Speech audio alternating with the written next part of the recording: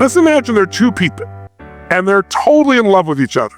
You know, they truly adore each other, love each other, and they're both at super high levels of energy. They've taken care of their bodies and their minds, psychologically, they're staying strong. What kind of relationship are they going to have? Is it going to be good? Is it going to be okay? Is it going to be amazing? Is it going to be magnificent? They're going to have an extraordinary, that's right. They're going to have a wonderful, fantastic, beautiful. Now watch. What if you got the same two people, love each other just as much, but they're no longer at super high energy. Now they've let life kind of wear them down a little bit, and now they're down here and like, okay, good.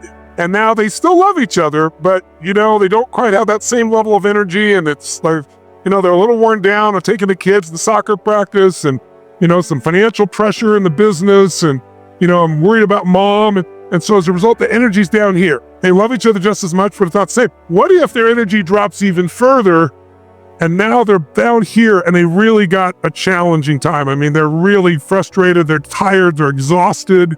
I love you too. Yeah, that's great. Read between the lines how I feel about that. The truth of the matter is, same couple? Is it the same relationship? Yes or no? What we need to realize is energy is everything.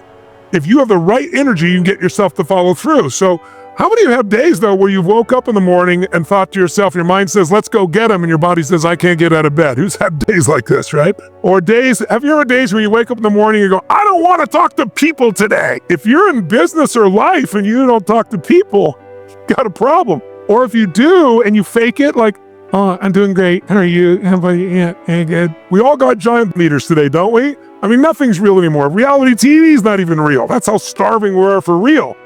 But people can feel when it's real or not. So what we really want to do is use that energy. Now, the question is, I've had days I'm exhausted. I wake up, especially the way I've lived most of my life, 275 days on the road, a lot of years, 30, 40 different countries. I'd wake up. I don't know what time zone I am, what country I'm in, what city is this? Oh, my back is hurting. My neck's hurting. I'm tired. I didn't get enough sleep. But I still give up and give 1,000,000% every single time because I know how to put myself in that state. So if you don't have the energy, let's ask you this. Where does energy come from? My mind, my emotions. That's right. Oh, food. Hang on a second. Okay. Let's address this one for a second. Food. Really? Food is a source of energy, but it's the source of energy, not at all. And I'll prove it to you. How many of you can remember your last Thanksgiving, if you're here in the US or anywhere else in the world, big season when you brought family over and had a big feast, one of those at least once a year? And when you have that big feast, like in our country, it'd be Thanksgiving or Christmas. Question is, when you have that meal, you think it's Thanksgiving, it's holiday, so I'm going to treat my body really special, have lots of broccoli and vegetables, right? No, what do you eat? Everything in sight, right? And how much do you eat?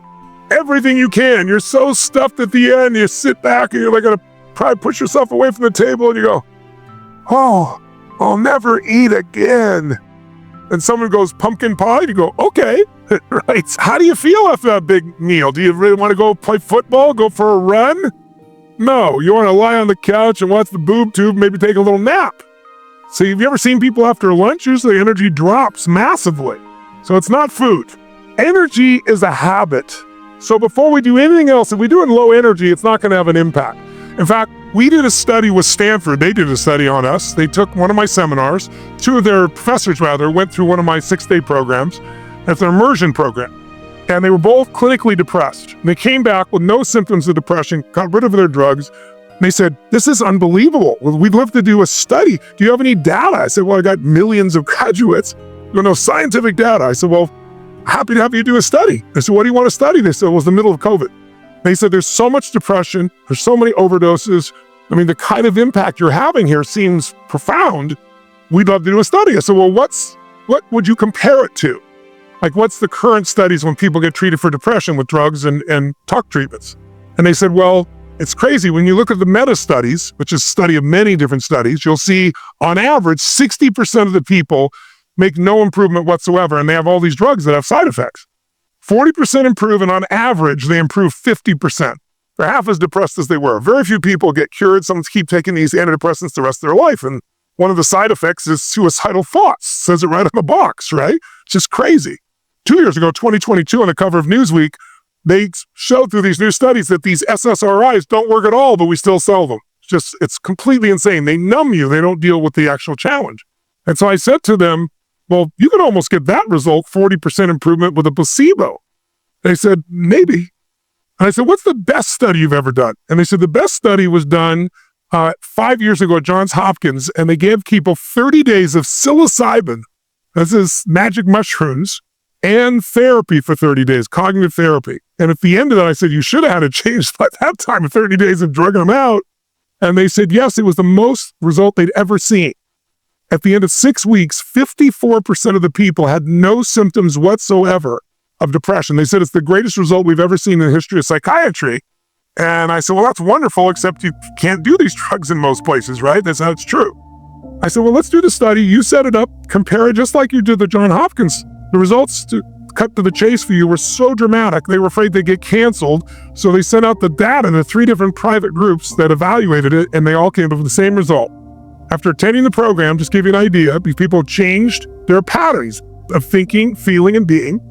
They found that not one person, 100% of the people, had no symptoms whatsoever of depression. How's that for a nice result, ladies and gentlemen? And 17% of the people had suicidal ideation, constantly thinking of committing suicide or attempting it. Not one had done it. 11 months later, they followed up. Nobody with depression, even better. 70% reduction in negative emotions. So I want you to know, the reason I usually do things in immersion 12 hours a day, 4 days in a row, here we only have a couple hours, 2.5 hours or so. In the immersion, we change your biochemistry. And one of the ways we do is we use music and movement, and we do things emotionally so that you have a shift. On the other hand, if I asked you where you were on 8/11 of the same year, you don't know, because there's no biochemical change. The study actually showed they followed me for 3 years in seminars, and they learned a lot of things. They put this device on me, a $60,000 device, and it measures heart rate variability. They come and take my blood, find out my saliva, figure out my hormonal changes. And they've done this with guys like the Tom Brady's of the world, great athletes, great teams that come from behind, like the Tampa Bay Lightning. It's won several times. And they discovered there's a biochemical shift that makes people have this incredible lasting result. Testosterone surges. Now, testosterone gives you drive and focus. When you have testosterone come through you, you remember everything. It walks into you, and you got a driven focus. But usually with testosterone also comes stress. The cortisol is the stress hormone. If you see Tom Brady and he was down by 10 points in the fourth quarter of a Super Bowl, and somehow he comes back to win. How? His testosterone surges, but their cortisol drops off the cliff, so there's no stress, and so doesn't guarantee they're going to win it, but it maximizes their possibilities. And the state change makes everything else possible. Otherwise, it's all just intellectual stuff.